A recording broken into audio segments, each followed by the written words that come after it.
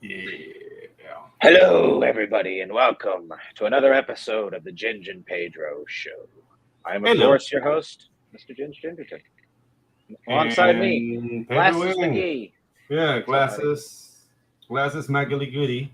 Pedro I'm going to Ang. bully you from all the way over here. Yeah. Nice and safe. You can't Yeah. wring my little ginger neck. Nah, it's all No, right. I'm just kidding. Nah, that would So how's it never hanging, buddy? I'm How's doing life great, out there? man. I'm doing great. Awesome week. I've been getting work done and promoting Tropical Magics and working on Waifus and Kaijus and dude, busy. Really cool. Indeed. Absolutely. Yeah. We do have that real quick. I just want to pop this up because we got to do just a tiny bit better of a job, my friend. Yeah, And we one do. would argue a lot better of a job, but we could at Yeah. least take baby steps. Yeah. But we do have Tropical Magics live on Fund My Comic right now. I will go ahead and drop that link. We would certainly appreciate anybody running your eyes over it. Mhm. Yep, spread the word, share her out, back it if you feel so inclined. That would be wonderful. I guarantee you will enjoy the book.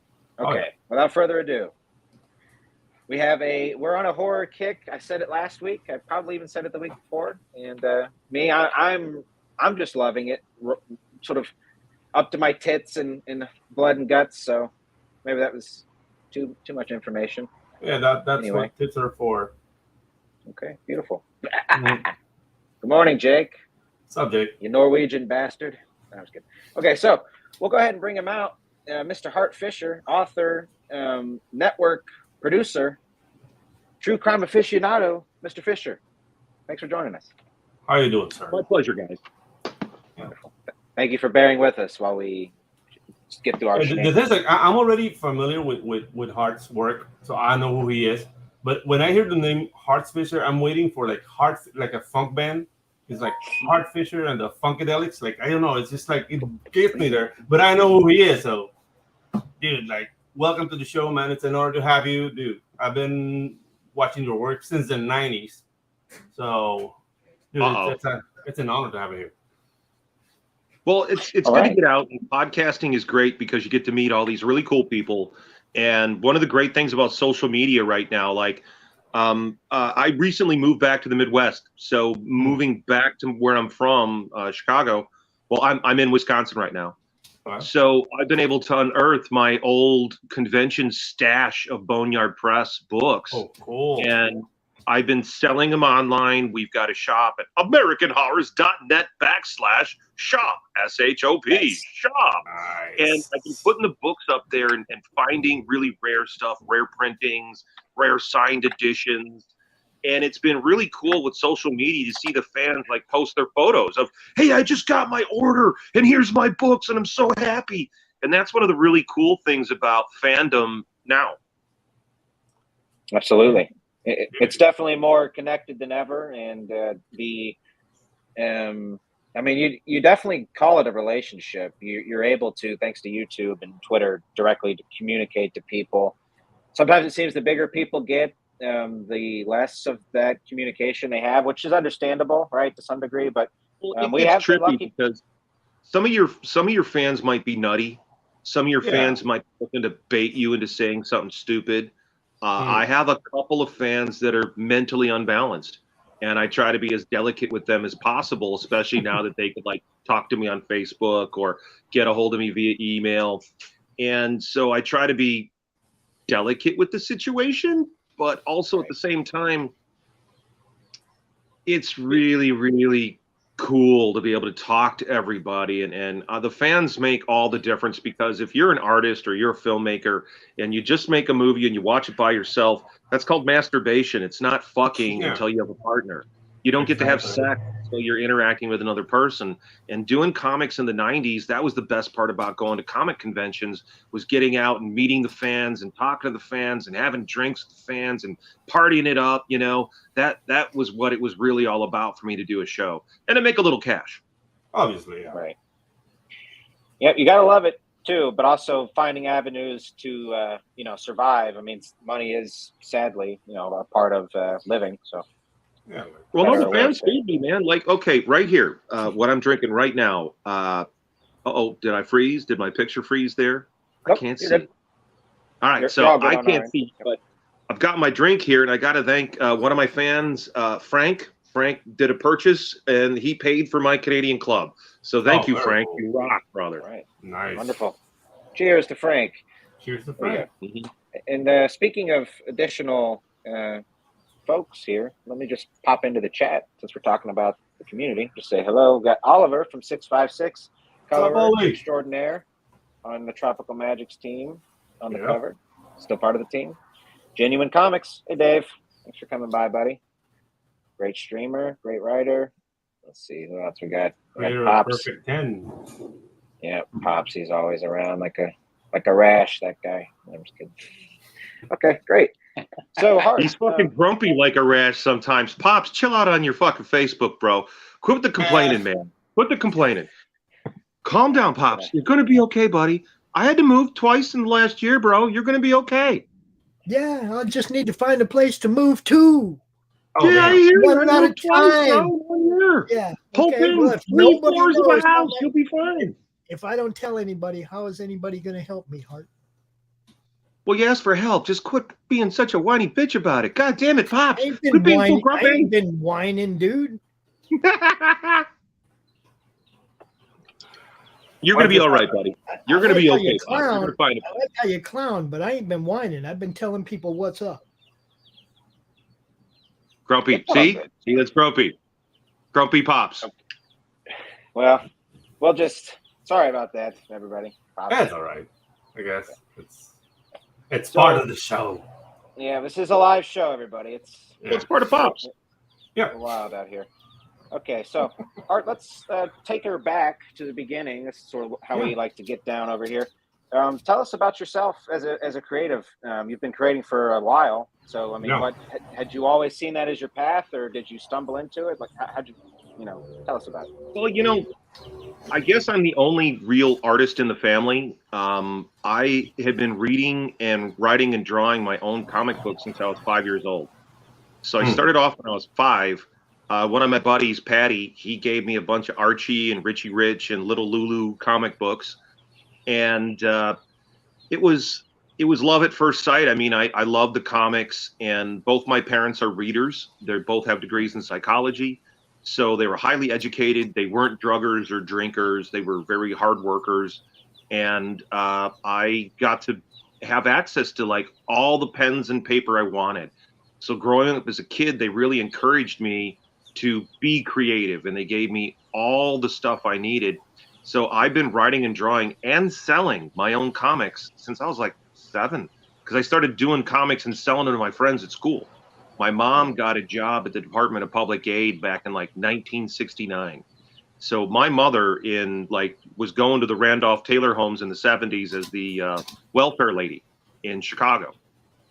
So that's where I grew up, on the south side of Chicago. And I've been just creative my entire life. And once you're a creative person, you're creative in so many things. You're not just going to be creative in one thing. Like, I've got a long career working, let's say, Glenn Danzig. A lot of people don't know that Glenn studied photography. Glenn is an artist in his own right. He draws his own stuff. That's the thing about creative people. Creative people are creative, period. They're not just, oh, I'm a penciler. Oh, I'm an inker. Oh, I'm a writer. Creative people are creative. That's it. And so I've always been that way. But I don't know, maybe it's because I got blasted with electricity when I was like a baby, and it zapped off half my mouth, and I had to have a couple of surgeries to repair my mouth. And so I grew up with a facial disfigurement. So that kind of affected me and how I saw the world. And I bit into an extension cord. I was about like 10 months, 11 months old. And I crawled into my parents' bedroom and I tried to eat the cord, and it zapped off half my mouth. So I've had a couple brushes with death, and I think that definitely has fed into the creativity. Right. Gotcha.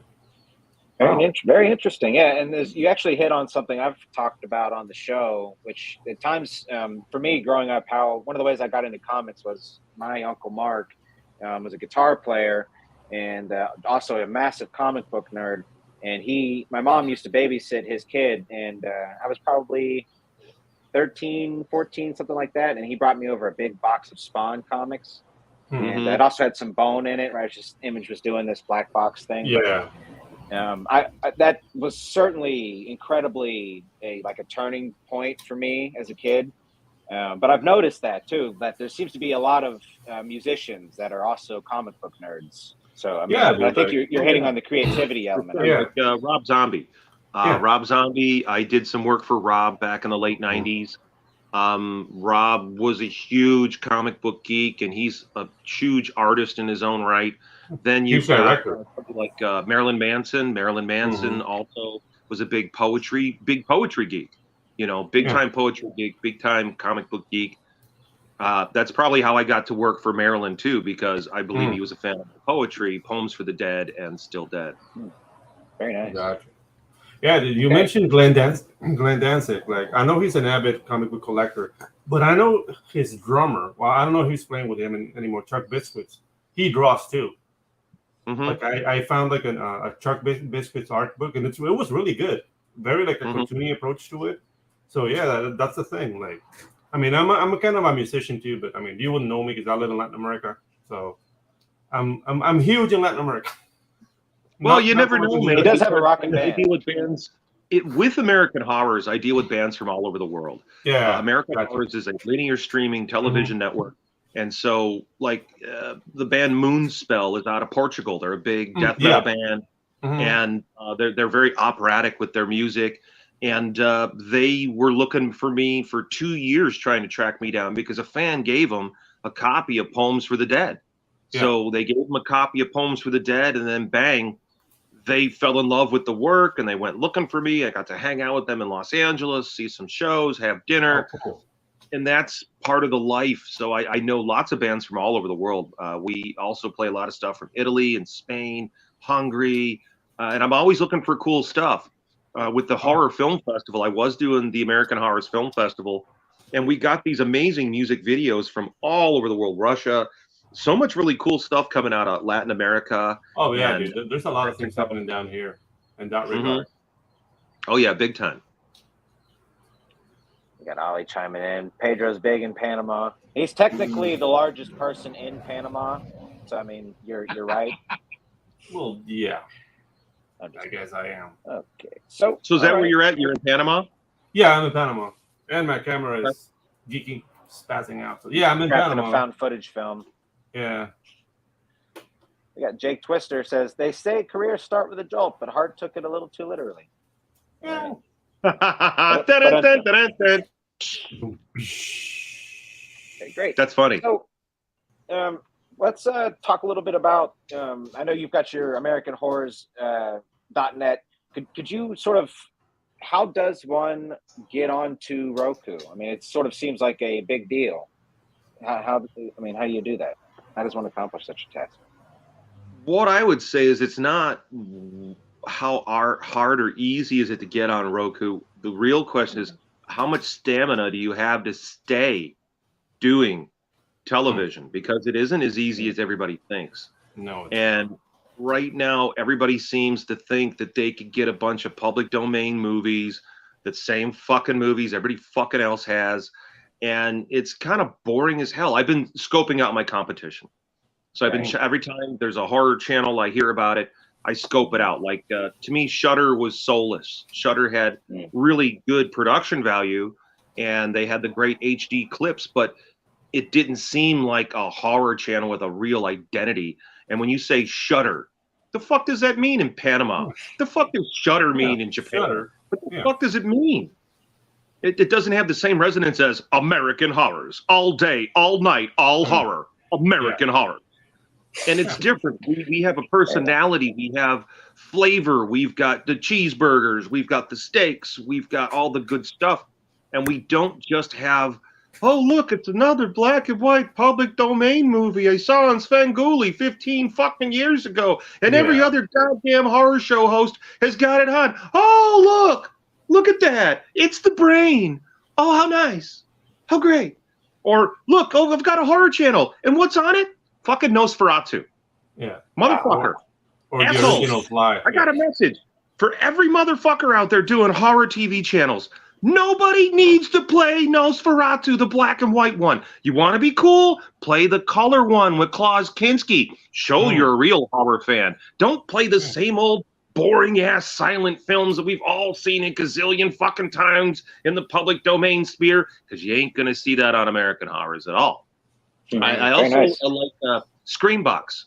I think Screambox is probably the closest you'll get to American Horrors as a linear streaming channel. But at American Horrors, the real difference is this. One, we don't put our schedule up. We're not putting up a schedule. You mentioned Danzig. When you go see the Misfits or a Danzig show or a Bruhl film, they don't give you a playlist. You don't get a fucking playlist when you get a fucking go to a Daft Punk show or Coachella. You're just going to fucking go, rock, and have a great fucking time. And that's what American Horrors is. We're the good time horror channel. Art, you just mentioned Klaus Kinski, man. Such an underrated actor. Like, I was watching Aguirre a couple of days back, The Wrath of God. You know, that fantastic film. Yeah, dude, like, that guy, I don't know, it's a travesty that he's not more well-known. And his Nosferatu was on point. Well, a lot of that was his own fault because he was such a nightmare. Did you ever see Werner Herzog's documentary about Klaus called My Best Fiend? No, I haven't. You have to. You have to see it. It's fantastic because Werner Herzog, the director of Aguirre, The Wrath of God. Did I pronounce that right? I'm not Latin. Aguirre. Yeah, there you go. Aguirre, The Wrath of God.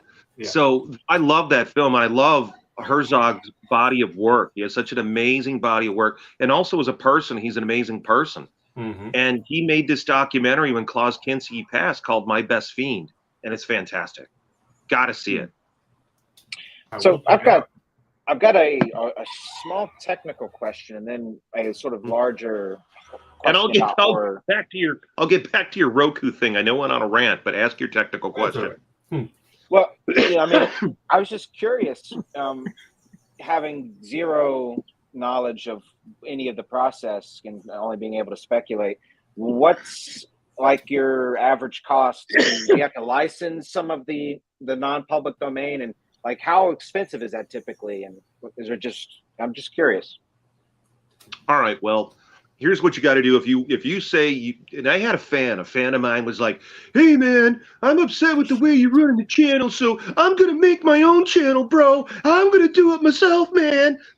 And he disappeared. And he went and tried to do it for about a month and a half. Then he came back and went, fuck, man, that was really hard. I couldn't do it. Fuck. It is fucking hard. Okay, so you want to have your own television channel. You want to be a streamer in the modern age. When I first tried to do this, we were trying to launch American Horrors as a cable channel. And we were looking to try to raise $25 million just to deal with the FCC licensing fees. Okay? So just to deal with the FCC here in America, you're looking at $25 million. So we realized at a certain point that it wasn't happening. And then I got lucky, and billionaire Alki David launched Film On, and he was looking to bring in some maniacs like me, and he wooed me to launch the American Horrors channel with him online. And he was Film On at that point was like a precursor to Hulu, and I think Hulu kind of ripped him off quite a bit. And we launched and we went on the air, and what do you need? Well, you need content. You could go with the public domain. If you're going to launch a linear streaming channel like I did, we had to have 300 hours of content. So we had to have 300 hours of content.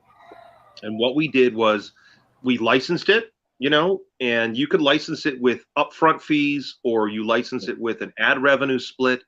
That's how we've been handling a lot of our stuff at American Horrors with licensing material, is we have an ad revenue split. Excuse me. And like right now, we made a special ad package. If somebody wants to advertise, like if you're going to have a movie on Tubi or you're going to have a movie on Amazon Prime, how the fuck are you going to get the word out there? Because Facebook and Instagram are censoring everything to do with horror. So advertise on the American Horrors channel. We had 10 million viewers last year. That's right, guys, 10 million viewers. Average watch time, 39 minutes per viewer. Now, if you advertise on Facebook, they're going to censor you. They're going to throttle you down. You've got to be careful what's in your ad. You can get an ad. You can get an ad pack. I'll just lay it out there. You can get a kick-ass indie creator ad pack for $450. and get yourself 60 commercials on American Horrors and American Horrors Classic, 30 seconds each, and you're going to be reaching an actual horror audience. So let's say you've got a movie coming out on Tubi. How do you promote it? You're going to want to advertise to real horror consumers. So you're going to want to advertise on American Horrors. You're going to want to get a hold of me, Hart Fisher, or you're going to want to get a hold of Joy Horror Entertainment. Michael Joy over at Marketing Macabre is also one of our reps representing advertising, because it costs a lot to do this. You need a server to warehouse all your content on.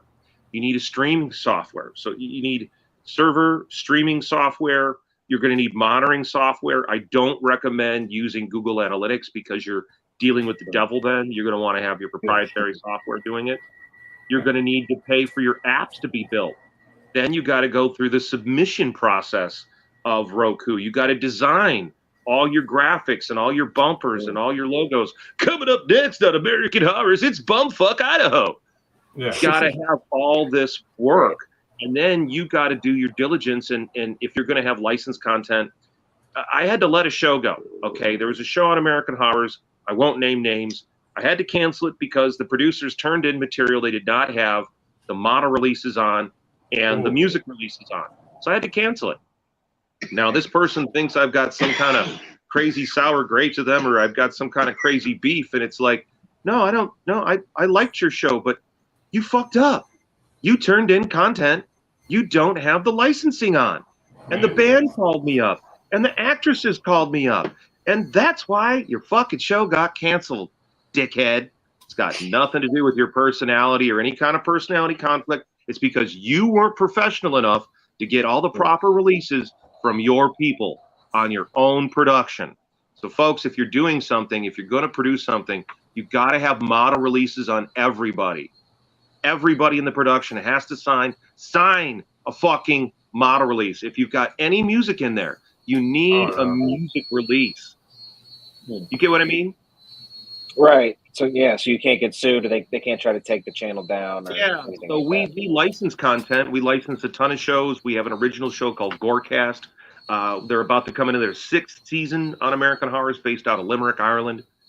We Cool. have Groovy TV is coming up for its second season. We've got our Mystery Science Theater 3000 kind of riffing show, Riffhead, is coming back for its 2nd season. And we also have a new show coming from Michael Joy. I won't name it yet, but it's going to be a new show coming up. We're looking to premiere it on 4th of July. And we also have a film series called One Night Only, where we're going to get a film. The first film is going to be Human Hibachi 2. Human Hibachi 2. Cannibalism film.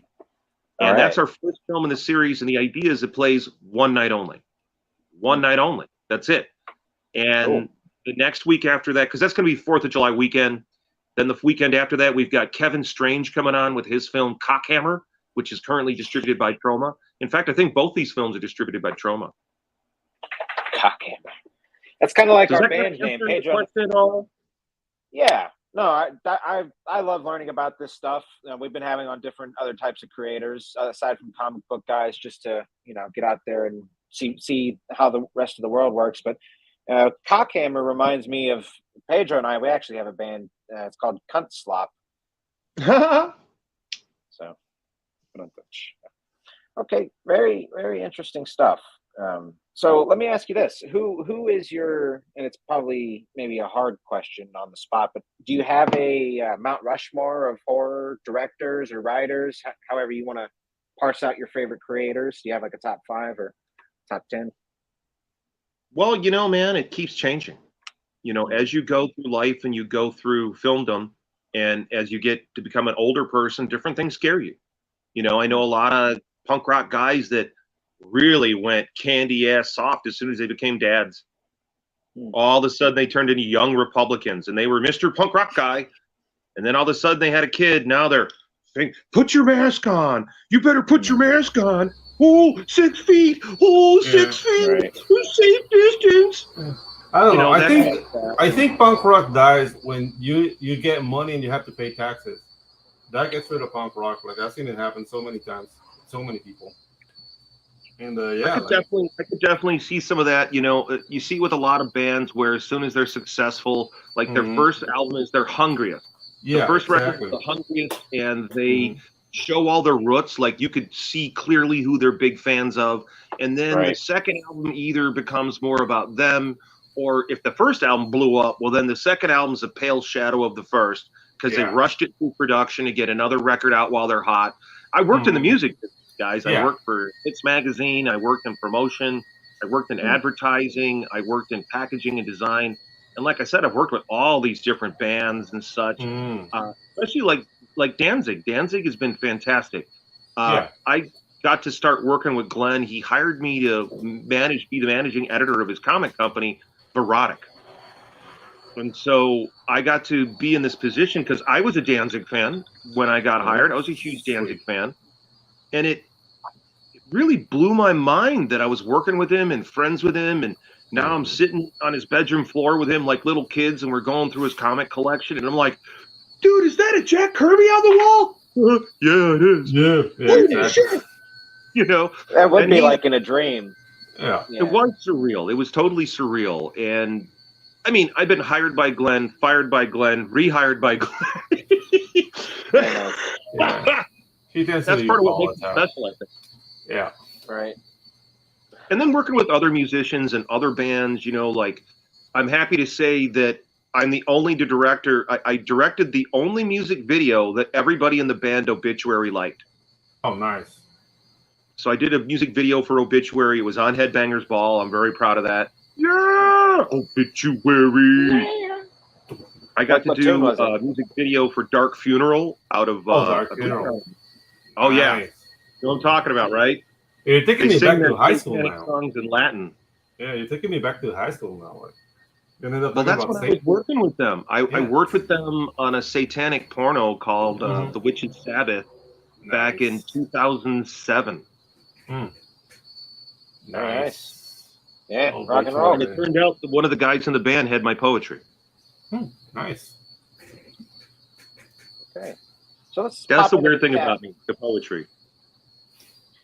I actually am a somewhat fan of poetry, I'd say. I mean, I don't have any if you asked me who my favorite poet was, I wouldn't have an answer, but I like poetry. I like good poetry when I read it. And I think for me, like as a writer growing up, like one of the ways I practiced writing without really realizing it was basically sending, well, it wasn't exactly like one-for-one poetry to chicks and text messages, but it was like, really flowery shit that it sort of became more about how well does this read? Like I'd go back and edit things like, no, I don't like that. It's like, dude, but that was just, poetry written with your dick doesn't count. So I don't think it does exactly, but I've reflected back at that. I'm like, but it definitely was big for me. But let's pop into the chat real quick. I see some. Yeah, let's do that. We got Neostar. What's up, buddy? The brilliant star through the night. The jagged rock in the boot of crime. Riser Man stands before you. There we go. Hey, the best intros ever. Indeed. Ichthus. What's up, my friend? What's up, Ichthus? Fellow Floridian up there, Wrestling Gators. Hey, pal. Good to see you at the chat, talking, hanging out. Jakey, still hanging out. Hope you're doing okay, pal. Okay, we do have a question for you, Hart, from Jake, actually. Okay. He says, Hart, do you have any insight as to why Glenn has a bundle of bricks on the front lawn? Glenn has a what? A bundle of bricks on the front lawn. Yeah, because of the earthquake. Back when the earthquake hit, the big one in Los Angeles in 1994, was it? They took out like a lot of the buildings in the valley and stuff. Glenn's house got hit pretty good from that. And here, would you hand me my book over there, Trike? The Glenn and Henry book? Oh, I don't know if I should. It's right over there. Sure, totally should. No, no, it's right there. It's right there underneath the paperwork. There you go, right there. So Glenn, what's up with the bricks on the front lawn? Well, his house got really damaged during the earthquake. In fact, one of the things that happened to Glenn was Glenn had a giant bookshelf next to his bed, a big, heavy, freestanding bookshelf filled with all his books, because Glenn's a big reader, huge consumer of media, music, novels, all of it. Huge consumer of media. So his bookshelf fell on him while he was asleep in bed because the earthquake hit at night. Jesus. So he fucking got knocked out and fucked up by this bookshelf and had to crawl out from under this thing. And so a lot of his house got damaged. So the books in the front lawn were all to repair the damage to the house. Wow. Yeah, the bricks in the front lawn. But God damn it, it took forever. I mean, are they still there? They might still be there. I haven't been in LA for a while, but I do have my Henry and Glenn Forever book. Let's see if this can pick this up here. Let me see the lighting here. And there we go. Henry and Glenn Forever.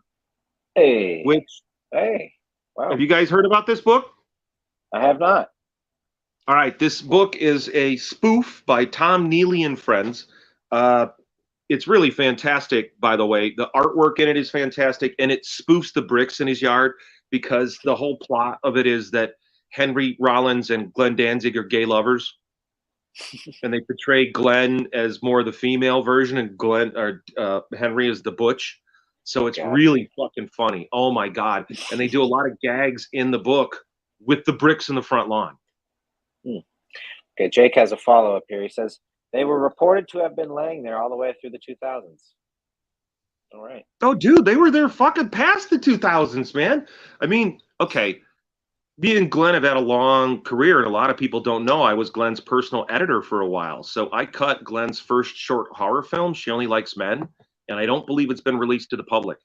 I also cut several of his music videos. I cut a bunch of stuff for Doyle, and it was a lot of fun working with Glenn as his editor. I learned a lot about filmmaking, which is a funny thing to say because I know a lot of people gave him so much shit over his feature films, which I have not seen. I haven't seen him, guys.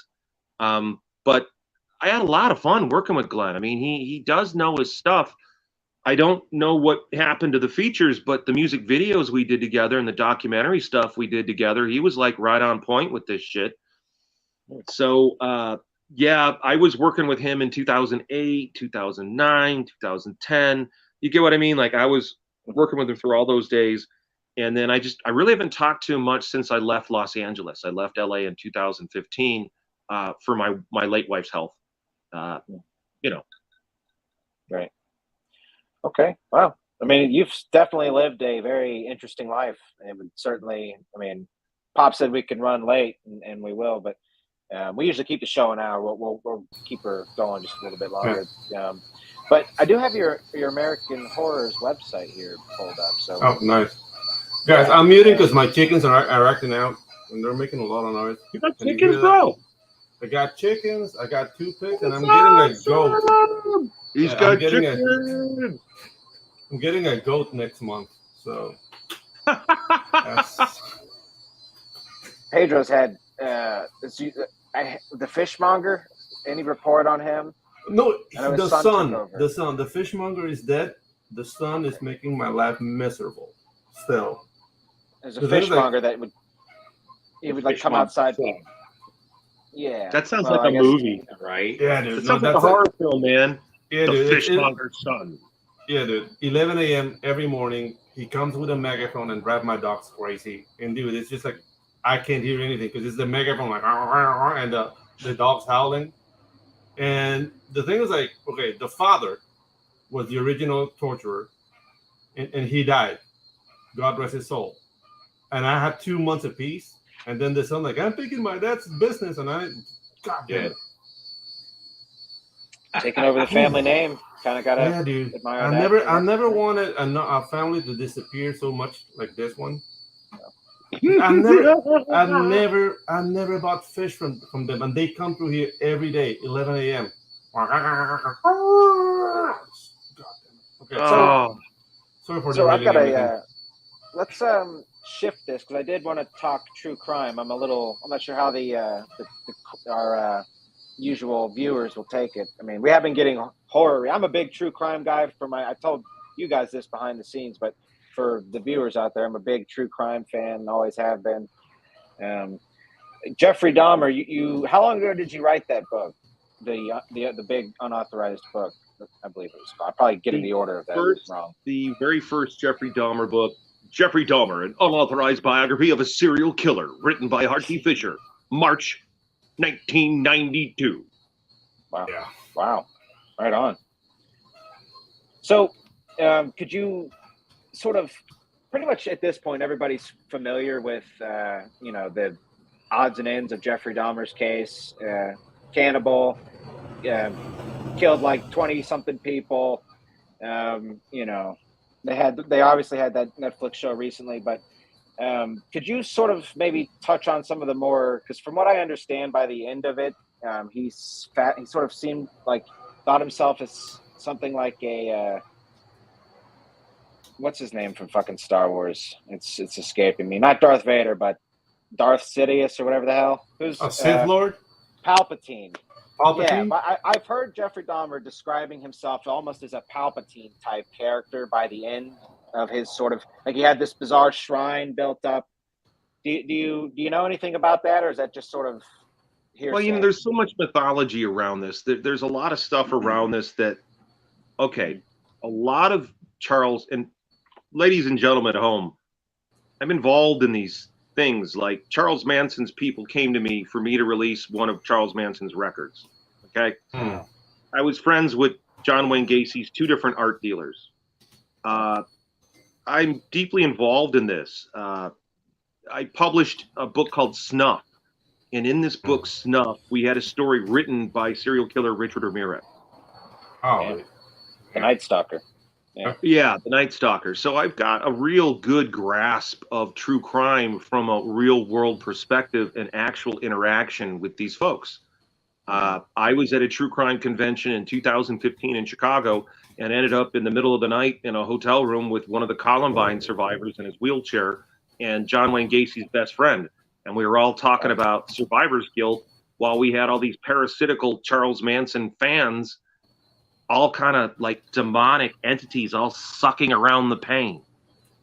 It was bizarre and surreal, but that's kind of what happens when you get too deep into that world. I know a lot about real world Satanism. I know a lot about real world true crime. A lot of my friends are police officers and detectives and war veterans and such. So you hang out with these folks, and also I'm friends with the outlaws too. I've had my adventures in Mexico. I've had a big tour through Mexico City, Tlaxcala. I've really been around.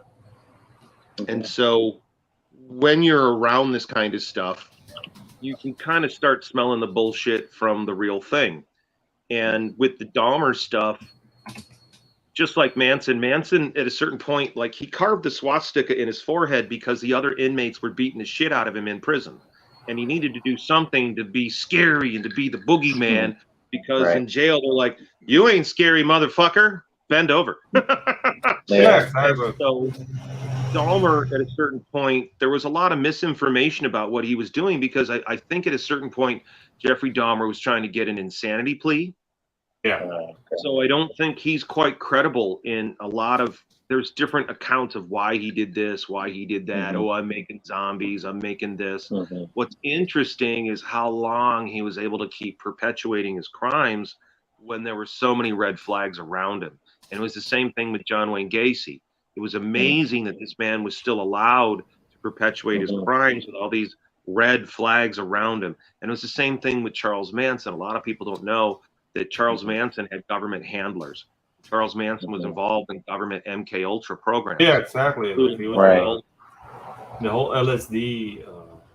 LSD experiments. Also, Whitey Bulger was one of the most crazy mobsters. And what was it? Was it Boston? Yeah. Yes. Yeah. Boston. And he was just a sociopath, psychopath, but he was trained by our government, and he was on the payroll of the FBI all along. He was our sociopath. Yeah. Well, there's that movie with Jack Nicholson called The Departed, and that's really about Whitey Bulger. Yeah. So actually, I caught I'm pretty familiar with a lot of cases as well, and I caught I thought it was going to stink on Tubi, the John Gacy movie with one of the Baldwin bros. I don't recall which one, but I felt that from my knowledge of that movie, or from basically the sort of main events, that movie pretty much covered the gist of it, and actually did a decent enough job, really, as far as being an entertaining movie. I'd probably give it like a 6.5 or a 7. I don't know. I mean, to be honest with you guys, I got bored with serial killers. When I did the Jeffrey Dahmer comic, I was already bored with them. They were boring to me. They were two-dimensional at best. They were mostly pathetic characters, and I got way more interested in white-collar crime. white collar crime, political crime, and that started to really get my attention. And right now we have a cornucopia of that, like reading through the Twitter files. As you go through Matt Taibbi's coverage of the Twitter file dump from Elon Musk buying the Twitter company and finding out just how much information is being massaged and manipulated. In this time that we live in right now, you can't really trust anything. You can't trust anything in the mainstream media. It is not mainstream. It is propaganda network central. And it's part of why I kept all that kind of stuff off of American Horrors. I don't have anything political on American Horrors. It's just meant to be good time horror. Like, I'll put on something like, let's say, I've got this really cool Christopher Walken film called My Demon Within. And it's based on actual military experiments on human brain control, based on experiments we were doing with monkeys in the 70s. And part of why I put that movie on now is because of what's been going on with Elon Musk's Neuralink experiments with monkeys and implanting these Neuralinks. So I felt that the movie related to what's happening now. Yeah, I mean, I think personally, I don't know enough about Neuralink to really have an opinion on one. I'm just not interested in it. There's my thoughts on it. As far as like how soon it may be coming, like I keep hearing, just more to the AI element. I'm not really sure how I feel about the fear that's being. I understand it, but I was thinking today, like, people keep saying they're worried about AI, but they don't exactly specify what in particular they're worried about. They're just, and I understand the general sense of concern, and I'm generally concerned too. But I played with ChatGPT before it went private mode. We had to pay for it or whatever. Like when it was still in 3. I was like, write me up a business plan. I just wanted to see some technical stuff, and I tried it 2 different times, and neither it really impressed me. It felt a lot like, you know, an 8th grader's report. And so I think, you know, regardless of what I think on how far the technology is, do you have any thoughts on where all that's going? I mean, are you worried? And do you have like a specific idea of what to be worried about? As far as AI goes, I could sum it up like this. Are you guys Rick and Morty fans? Yep. Yeah. All right. I am. Did you see the episode where the dog was made super smart? Yes. There you go, motherfucker. Yeah. I mean, the whole thing to me is that, what would happen if your cat in your house? I've got a problem right now. My fucking house cat, motherfucker, peed in the laundry. And I had to fucking throw his head in there and yell at him like, "Don't pee in the laundry. What the fuck is wrong with you, Jagoff? Your litter's clean, dickhead." And so what would you do if that motherfucker was smarter than you in your house? Oh, a cat will chop your head off right away. Yeah. Those critters are What mean. would you do if that motherfucker was smarter than you? Yeah. And then what if it got a little bigger? It got a little bigger. You feel me? It's pretty easy to figure out why AI is dangerous. AI is completely dangerous. Another simple one is go back to the Matthew Broderick movie, War Games. Yeah. It's an oldie but a goodie. Would you like to play a game? Yeah. The only way to win is not to play at all. Yeah, so those are good answers. But what do I think is a fearsome thing now? To arm AI, to be arming these drones, the rights that we're giving up to surveillance around the world to these vast weird entities. I think we have a real fear over digital currency, the idea of the dollar being destroyed and you are under a one world digital currency. That's slavery. That's George Orwell. That's terrifying right there. We could see it. How do you know why it's terrifying? Look at what Justin Trudeau did in Canada with the Freedom Convoy. Oh, you're a single mom and you donated to the Freedom Convoy? The government froze your bank account. Never mind your little kid. Never mind the little kid that needs mom to go fucking buy food for the kid. They froze her bank accounts. That's terrifying. Another thing terrifying, the notion of these lockdowns, the notion that they could just come in artificially with artificial data, artificial science, totally monkeyed up and rigged, totally rigged. I mean, like here in the Midwest, we had Governor Pritzker. His family owns stake in the company that did all the testing. He also owned money in other companies that profited from the pandemic. So there's that kind of thing is terrifying. The notion that that could happen again. Looking what happened in Australia and what happened to the people of Italy, and looking what's happening with the energy restriction in Europe over this Ukrainian conflict. It's an issue. All the billions of dollars our country is shipping out unabashedly to be preyed upon by war profiteers in the Ukraine. It's nothing more than a money grab, everybody. It's a money grab. That's all it is. The bioweapons labs, the suppressions of news articles, the fact that the mass media has not gotten behind Seymour Hersh, the guy who won the Pulitzer for his coverage of the My Lai massacre in Vietnam. Oh, I'm sorry. You want him to go political and talk about fear? Hey, These scary right. things. Why aren't they talking about how America blew up the Nord Stream pipeline? Seymour Hersh laid the whole fucking thing out. It's all there. All the stuff about how we're being manipulated on social media and throttled down and lied to and fucked with. And if you're a big giant corporation, it's fine. I've been talking to a lot of independent comics creators, and you guys would be surprised at how many guys, including mainstream guys, are being fucked with by Facebook and being throttled down and having their independent crowdfunding campaigns throttled down because they don't want us to be able to crowdfund. They don't want cops to have an independent network. They don't want this. They want to be able to put their thumb on your fucking throat, and we're at that crucial point where we could either decide to argue about where people are peeing in bathrooms or get really serious about what's happening in our country. I mean, Jesus, the election fraud, and they say, oh, there was no election fraud, Hart. I'm sorry, guys. I'm in Wisconsin, and we saw some election fraud here in Wisconsin. Yeah, dude, and I was in that whole California thing, when they found ballots and votes hidden in the back of post office. Oh, gee, all these ballots for Bernie Sanders just happen to be buried in the back of the post office. Gee, how did that happen? Gosh, oh golly. Right. Oh golly gee.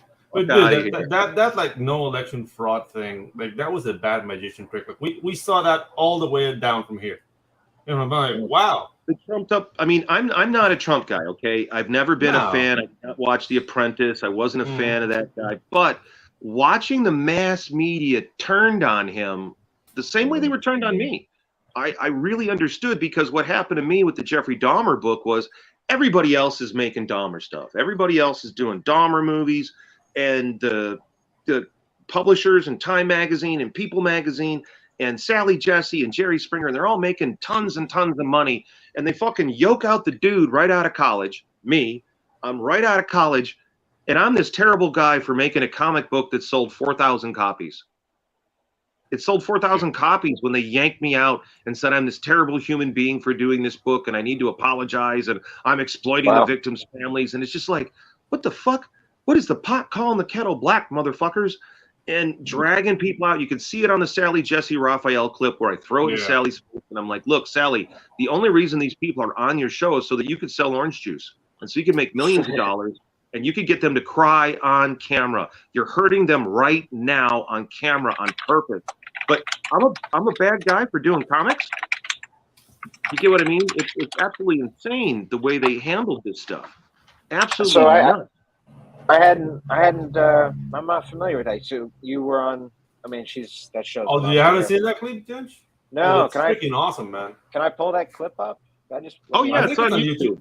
It's on YouTube, yeah. I mean, okay, for hilarious. the people at home, anybody listening at home, I've got a YouTube channel. It's youtube.com/Crime Pays Hart, HART, and it's got all these clips on there. So when I'm on Larry King, that's on there. The funny thing about the Larry King clip is you've got the victims' families are suing me, and they're angry with me for exploiting the victims' families and exploiting all this stuff by doing these terrible, evil comics. But the thing they were doing was they were selling Dahmer's cookware. Wow. These folks that were so furious with me were selling the cookware that their loved ones were cooked and eaten with, the acid vat that their loved one was dissolved in. Oh man, and they're mad at me. Yeah. They're angry with me. And Yeah. I've lost loved ones. I've had loved ones murdered. I've had loved ones raped. I've been a victim of violent crime myself. So the notion that I'm just this exploitation dildo that doesn't know what he's talking about is a total lie. It's a total absolute lie. You know, I've been through the justice system dealing with 3 different murder trials for my loved one that was raped and murdered, and it was ugly. And the whole time I'm being called a piece of shit on Jerry Springer, I'm dealing with my own loved one's murder. The thing is, I refuse to allow the talk shows to exploit it on their show. I actually made a point to tell them, if you bring up my girlfriend's murder, I'm going to walk off your show. And so I refuse to allow the talk show industry to exploit the death of my loved one. But that Yeah. whole talk show era, I mean, I think it's done. Like, you don't see the talk shows like the Sally Jesse's and the Montel Williams and all that stuff. It was very, like, I don't know. It's not voyeuristic, but in a sense it was, because it made people like participate in people's pain. And I don't know, like I didn't find it endearing. Like, my mom enjoyed Jerry Springer, for example. When the fights broke out, my mom was laughing. So I laughed watching my mom laughing. You know, but to me it was always morbid. And I'm not saying like my mom's a dick or anything, but it just triggers something on people. It did, those shows did that. It triggers like animal instincts. It's like just mindless sort of emotion being droned into you, what they want you to feel and think. And it's not like they're pumping anything of value into your head during the day. They could at least offer something of value to pump into your head. Instead, it's like a dog. It's like a dog listening to a chew toy. Bullshit, but the squeaky toy and the chew dog and the squeaky toy, it's kind of like that. It's just like, well, you know, when you watch something on TV, you're removed from it, you know, yeah, and exactly. That's where you see, okay, at a certain point in my life, I was looking at extreme videos. I was looking at car wreck videos, and what was going on in my personal life was really violent.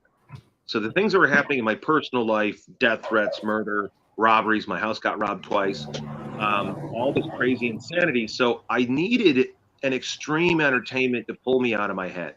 Gotcha. And back then it was like ogrish.org and other different websites that you go and look at these.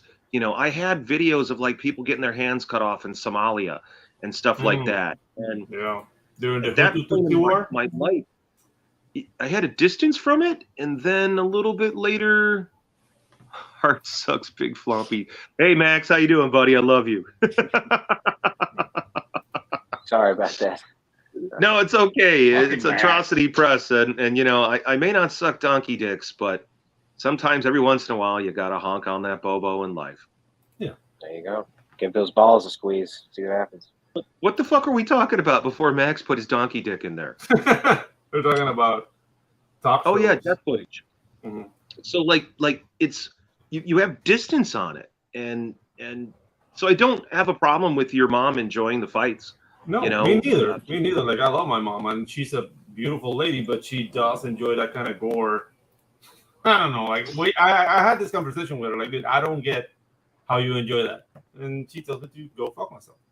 So my father liked to watch Jim Baker, like the Jim Baker preacher stuff, like that Sunday morning, 700 Club. My dad would watch that shit and laugh. Yeah. He thought that shit was the funniest stuff in the world, and it just, sandpaper on my fingernails. It just drove me nuts. I hated it, but it amused the hell out of him. So let me pop into the chat real quick here, because we got a familiar face saying hello. This is Good Stuff. Hey, it's awesome. Good stuff. Always a pleasure to see you. Say hello to Mr. Good Stuff. Who else? Was there anybody else? Jake's chiming in here. It's self-indulgence of thinking you're more virtuous. I'm not sure what that's in reference to, but he's probably roasting one of us. So that's Jake. More than likely. So which one of these clips, Hart, would we find you sort of sticking it to Sally? Which part? I think it's Sally Jesse Part 2. Yeah, I think it's that one. We've been talking today with people who say they're obsessed and in some cases in love with serial killers and murderers. And then you've met some of the family, some of the victims. Now meet Hart. Hart publishes serial killer comic books. This one, Boneyard Press, Spreading the Fear in 92. And he says that violent crimes happen all the time, and his comic books don't add to the problem. This is a Jeffrey Dahmer. Is it a Jeffrey Dahmer edition of the comic books? Have there been more than one, or is this it? There's been a few other serial killer comics that I've done, yes. Okay. Joe manufactures serial killer trading cards, and he says they are harmless. They give information, I guess, like baseball cards give. Or like a magazine or newspaper. Okay. And also joining us is Grace Ann Smeagol. She is co-founder of And Justice for All, which is an organization that adamantly opposes murder as entertainment. Art, we're going to start with you. You've heard the parents of two of Dahmer's victims. You have given us a quote that says, why don't Shirley and Catherine just go home and heal instead of spending their time talking to the media? Why do you feel that Shirley and Catherine should not have talked to us? Basically, the only reason they're here is so you can profit directly on their pain live while it happens right here. That's the only reason they're here. You brought them here for one reason. She's not profiting. I'm not profiting anything. She's making thousands and thousands of dollars by you crying on TV, suffering on TV. I did a comic book about a killer as a journalistic exercise. You must know that I work for a company. That we do not like your company. comic book. The whole talk show industry is based on festering wounds. You take people, you exploit them right there. Like the people that went off on the show that was just taped before, crying their eyes out because they went through all this right here, right now. They said, why did I come here? Why did I even come here? I must tell you that I didn't hit either of them. They hit each other. I'm not talking about them. I'm talking about people on the previous show. I will also explain to you that with the help of talk shows, we have had advances in medical research. We have alerted people to addiction. That's what you're really interested in, Sally. Dude, the crowd's turned on it. Bottom line is your pocket. I have not made a dime off the Dahmer comic. In fact, Why do you print it? I printed it because I believed in the book. What book? The Dahmer comic, all the other comics I've put out, they're sources of information. Wait, you're doing this. You look at this as an illegitimate source. No, you're doing this as a philanthropy? You said I haven't made a dime. I haven't. I've lost $1,500 in legal fees on that book. Okay, but I understand that you. Very good. I understand that you believe in it, and I'm willing to listen to why you believe in it. Knowledge is power. Knowledge. People need to know how serial killers operate. Dahmer was being put in the media as this handsome man. People magazine's top 25 most intriguing people of the year. No, he's a pedophile. Just fall into this clip. Dirt. The rest He's of the portrayed interview. as such in that comic book.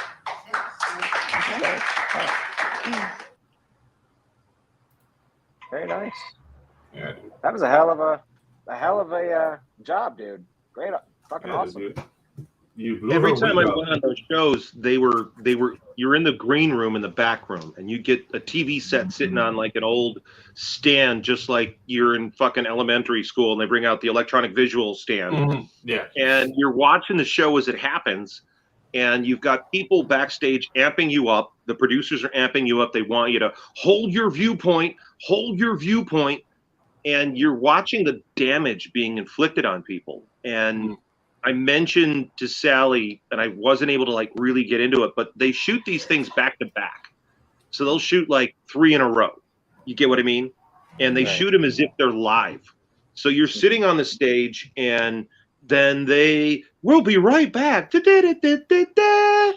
then we're just sitting there on the stage, all next to each other, talking during the commercial break. And then they're like, okay, everybody get ready. We're coming back. And then there's people in the stand that they're pawns. They're there to lead the applause. Oh, he's a terrible guy. That's right, he's terrible. And then you recognize them because you see they're production people from backstage. Have a good one, Trey. Right. They're people that are backstage, and they're there to manipulate the audience. They're there to get certain talking points into the show. And then there's the show itself. So like, the particular show I was on, it was a family trying to get their child out of prison, and they feel he was wrongly convicted. And the family only came on the show to draw attention to the plight of their child. And instead, they were totally exploited, and they weren't allowed to express why they were really there. And I'm watching these people wrecked in my green room. They're sobbing. They're crying after their experience on this talk show mill. And so that's what I was primed with before I got on my show. I watched her destroy those people, and I saw them and their pain backstage. And that's why I came out so fucking hot, man. You can see me in the show. I'm just like, I'm fucking hot. I'm fucking ready to go. Let's fucking go. Yeah, Let's go, man. motherfucker. Let's go. I was so hot, and that was part of it, was seeing this mom, and I'd already done shows with these folks before. I'd done shows on other talk shows with these particular Jeffrey Dahmer victims' families. Right. Yeah. I mean, you can see it in your face. And also, what a horrendous idea for them to put, The crying family's right there, yeah. Well, that also, but to send, just to have like a bunch of crying, upset, emotional guests in with a bunch of people that you don't want to be feeling that, what I mean? Just like bad form, really. Just you really basically is are setting people It up. really is. Are you ready? Are you not entertained? Are you not entertained? Yeah, It's it has a blood coliseum. Yeah, it's a coliseum aspect to it that I've never really appreciated. And the thing is that we had our Latin American versions, which were even worse, because sob stories down here are in Spanish, so they tend to be sadder.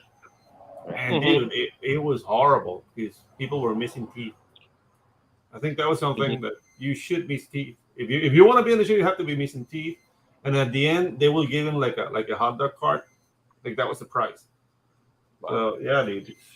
Oof, So I'm you getting just suck fired the back. hot dogs down then? You don't have to chew on them? Yeah, the exploitation is just brutal. It's just Yeah. unreal. And the hypocrisy of it. Like, I'm this terrible human being, but look at what you're putting these people through. Yeah, I didn't do this. I didn't go to their house, and I was never paid to do these talk shows. What happened to me was I would do, let's say I did an interview for CNN on their documentary, Murder by Numbers. And they completely were exploitive about it. And here's the trick these guys do. So in this documentary, Murder by Numbers, they would ask me a question. Well, what is it about Boneyard Press that people want to read? Well, we've got the bloody meat that other people won't serve you. Okay. Then they'll ask the question well, what is it about Jeffrey Dahmer comic book that people want to read? And you'll tell them something. But they'll take the answer from the other question that's more sensational and edit it as if it's the answer to the other question, which is deceptive and disingenuous and a lie. Hey, thank you, CNN. That was in the 90s, guys, so don't believe what the fuck you see on CNN. They completely lied and distorted and misrepresented everything. And when I shot the interview with them, I thought they were one of the smartest film crews I'd ever worked with. I thought, man, I might actually get a fair shake here. Wrong. So I found that the only way for me to get the honest truth out there to the people was to do these kinds of live shows where they couldn't edit around my answer. I could represent myself, like here on your podcast. I'm given an opportunity to be a human being, and we're having a conversation, and people at home can go, oh, man, I think that guy's a douche. Or, wow, I think he's got a real point. But they can make up their own mind. Exactly. And that's the thing that's scary to some people, because being exposed like this, it's not like it's hard. Well, it's hard to change. You're always getting like the runs every time before we go live. But yes, I'm expecting for a percentage of the people to hate me. You know what I mean? Because if everybody likes you, you're lying to somebody. If you're a complete human being, somebody's gonna hate your guts, and I guess that's normal. At least that's what happens to me. Like, honestly, guys, some people are day people, some people are night people. That's it. Exactly. Yeah. Some girls like guys with short hair. Some girls like guys with long hair. That's just, it's a flavor thing. It's a taste thing. And it's what makes this humanity so lovely. It's our differences. It's the flaw in the diamond that makes it sparkle. I like it. Very nice. Let me ask you real quick. Have you, as a fellow gentleman with long hair, have you cut it ever? Okay. I'm considering it. Is why I'm out. I'm not sure, but he's going to get out because you're talking about your hair. I have no long hair. This conversation is not with me. Baldy, take a walk. Come back with some hair.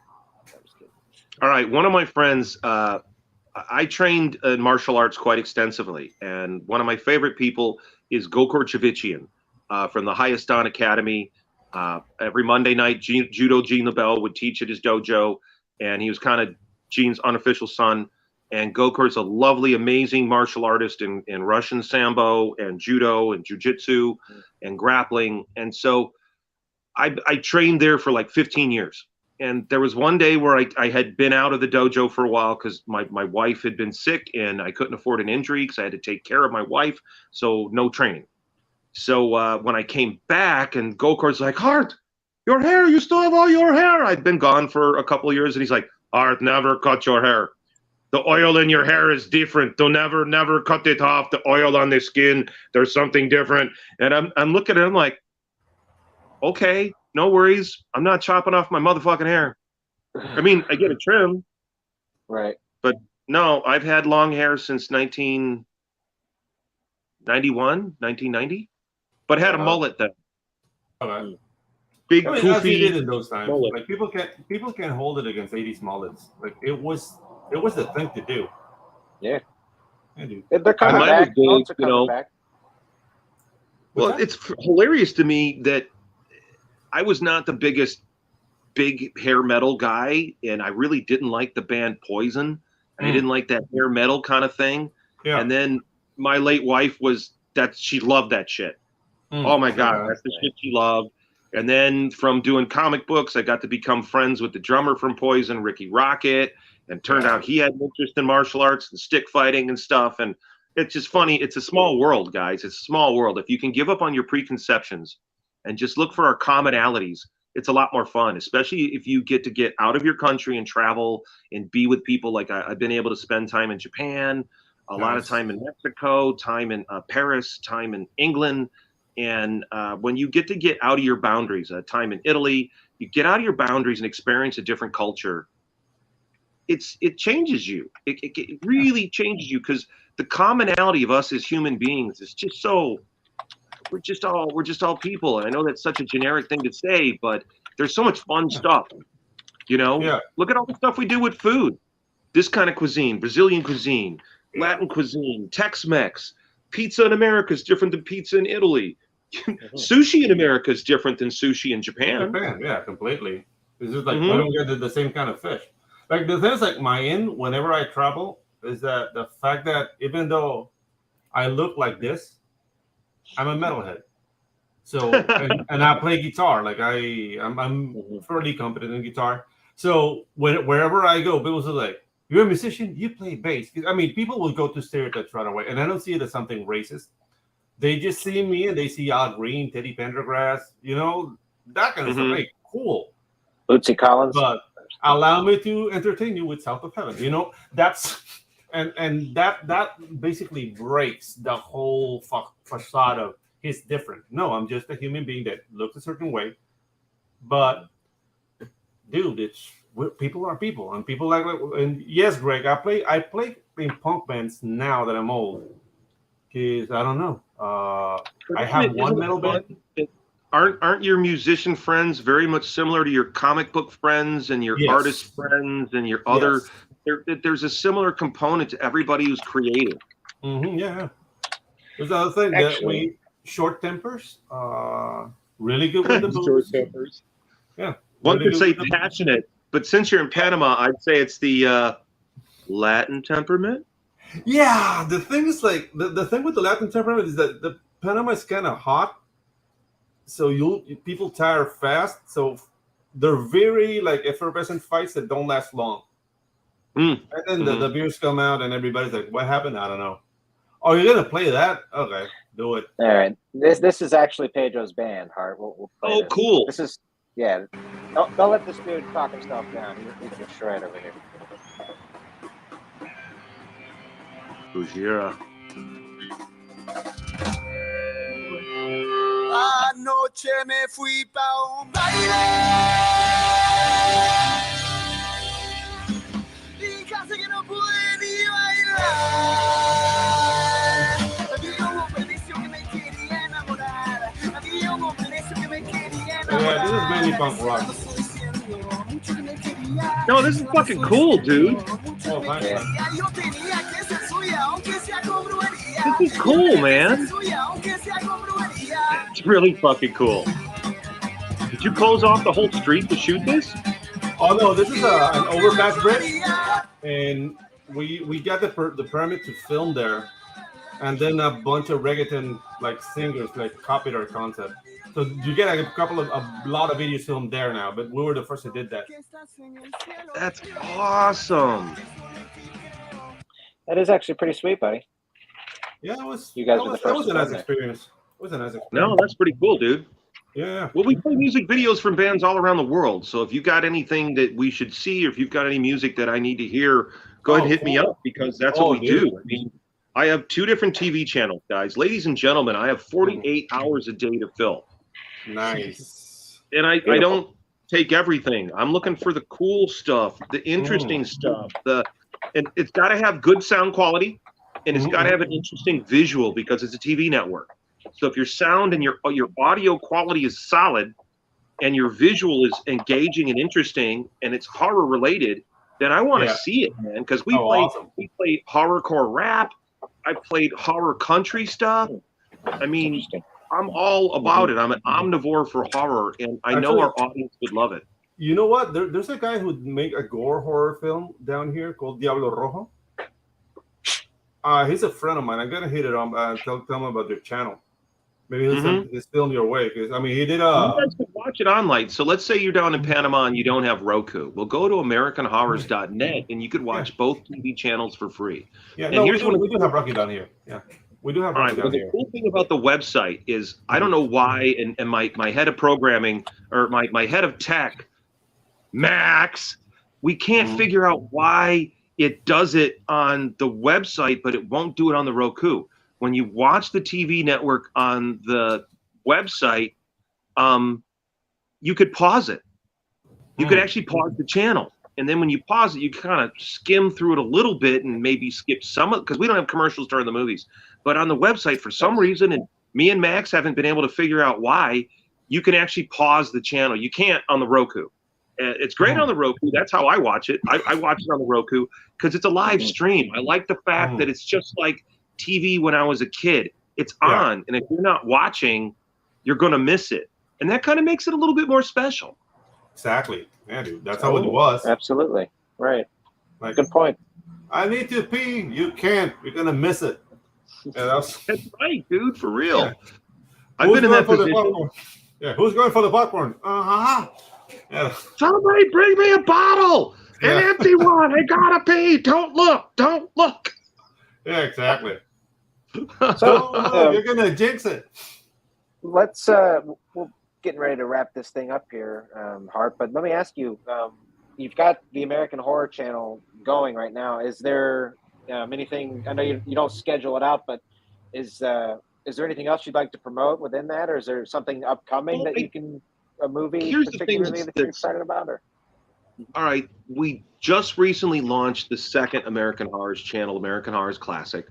And one of the people go, well, what is that, Hart? What does that mean, American Horrors Classic? Well, I launched American Horrors and came up with American Horrors with my late wife, Wakako Kawagoshi Fisher, God bless her soul. And our only child was American Horrors.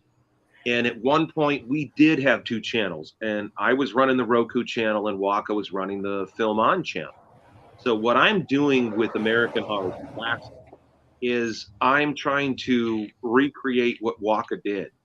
I'm putting on all the things that she scheduled, the movies that she played, because she was a video editor and she was a singer and a multi-talented person, photographer.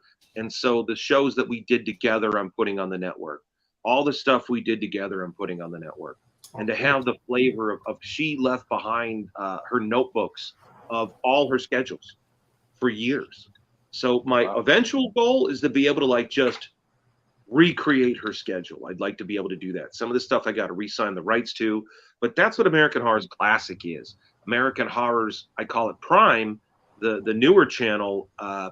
It's way more the modern American Horrors that I'm doing with Groovy TV and Gorecast and Riffhead and much more of the music videos we're talking about. And also coming up soon, I've been developing. I was doing a film festival here in Lake Geneva, Wisconsin, but between my mother passing away and dealing with her estate and dealing with launching the second channel, I decided to put that on hold and to develop it as a TV series on American Horrors.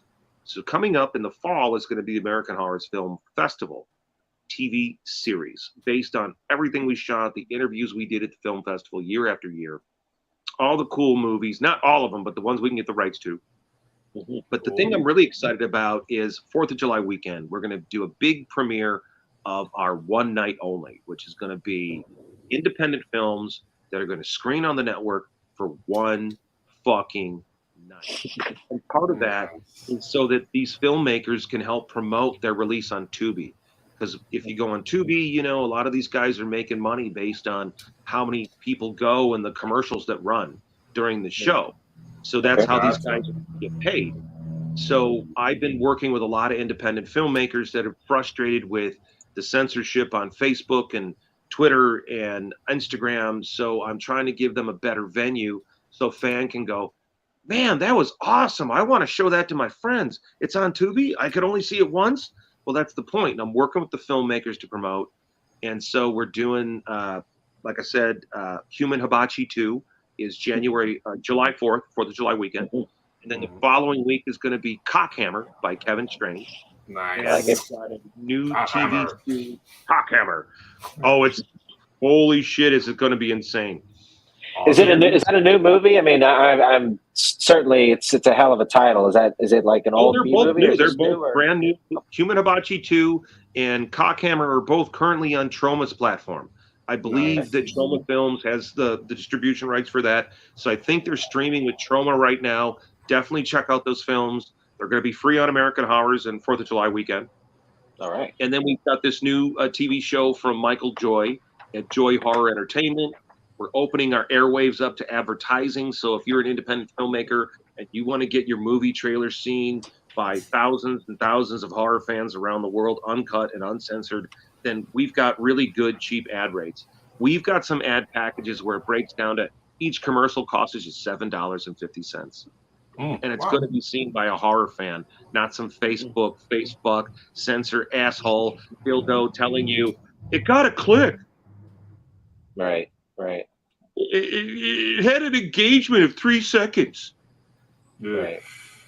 You get what I mean? Like it's bullshit. It's lame. And they hate independent horror filmmakers. So those are the things I'm kind of pushing. We also, like I said, the 6th season of Gorecast is coming back. The 2nd season of Riffhead. Riffhead is really funny, guys. Imagine an R-rated Mystery Science Theater 3000. Nice. This guy is funny as fuck. I mean, I'm serious. I'm not just. I can't sell snake oil. I can only peddle what I really believe in, what I really feel. And Riffhead is hilarious. We're always laughing our ass off here watching. And he's got the 2nd season coming up. He's got videos on YouTube. They're fantastic. We've got new music videos from Snavone, the designs, more from Interfere. I just had talked to the director from, not the director, the guy from Coma Sex. So we've got a bunch of new music videos coming from them. The guys in St. Madness, we got a bunch of videos coming from them. Oh, man, we've got so much cool, interesting content coming. People are going to be loving it. AmericanHorrors.net for anybody overseas who does not have a Roku. AmericanHorrors.net. Totally free, all day, all night, all horror, or online on Roku. Awesome. All right. Yeah. And then my comics are Absolutely. coming out later on. I'm finishing up the Big Book of Dahmer, which collects all the Dahmer books into one volume. Our cool. guy who was writing the intro, David, was in the hospital for a bit. He just got out. I just got his final intro, and it's fantastic. That's going to be coming out this summer. The Buildable Omnibus coming out this summer. And an American Horror Story coming out in the next couple of weeks. All right. Good. Busy man. Yeah. I like it. Okay. Very nice. Hart, we'd love to have you back on, man, whenever you're ready to come promote something. It's Yeah, dude. It's doing a an pleasure, hour-long man. show. Yeah, it's really hard to just, get to chat with somebody. So thank you so much for your time today. Oh, it's a I'm pleasure. I definitely- like the worldview, and definitely, brother, get me your music. Like, get me links Oh. of this stuff. I want to hear Dude, it. I'm gonna get you some horror films from Latin America though. I'm gonna send those. Give me send some that horror your films way. from Latin America. Yeah, Fuck yeah. I got a couple of, because I mean I'm an animator, so I do a lot of storyboards for movies down here, and there's Mhm. kind of like I'm thinking about 5 movies out of the top of my head right now that are like full horror, and it's not like Tulivieja. This is like gore, bloody, guerrilla zombies, like really like gnarly stuff that Good. people don't get to see. So yeah, I mean it's gonna take me a while to get them all under one roof to have a conversation, but I might send them your way because that's the thing. Like they people. Well, you don't have to do it all at once. Don't take the big bite, buddy. Take the small bites. Like we'll The like small fucking bites. snipe one motherfucker at a time. One Okay. bullet, one kill. One bullet, Yeah. one kill. I'm an orgy kind of guy, so yeah, I guess. All right. Pedro's just sticking as many thumbs in there as he can. Yeah, exactly. Well, we'll No, talk but, about my career in pornography later. yeah. Yeah. So okay, I'm gonna I can contact you like today. So Dude, I'm gonna hit you up definitely. really soon, man. Yeah. Let's do it. Get me links, and I definitely want to hear the music. I want to hear your Oh. music first. Awesome. Yeah.